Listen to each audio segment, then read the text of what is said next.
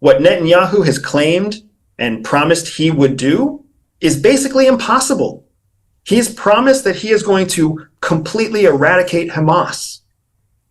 It's basically impossible to do that. That is truly a goal that cannot be achieved, because as long as one person believes in the independence of the Palestinian people, essentially you have failed. So I had Dershowitz on a couple days ago, who obviously has different views than you, and he said some people say you can't eradicate an idea like Hamas. He says nonsense. We eradicated a concept of Nazism in Germany, is what he said.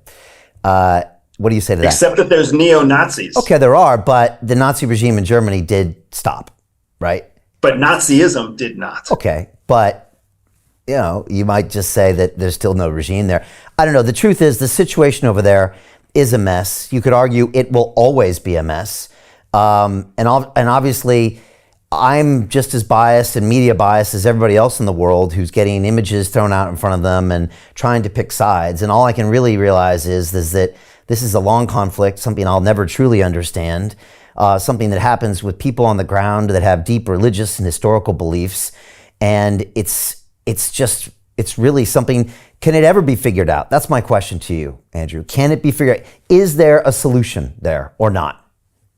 Yeah, I mean, if we're asking whether or not there's a solution to peace between Islam and Judaism, absolutely.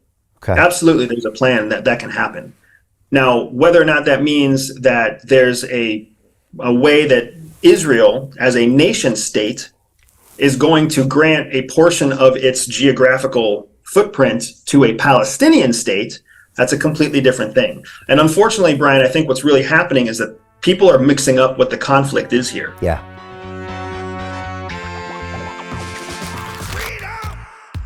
So fresh on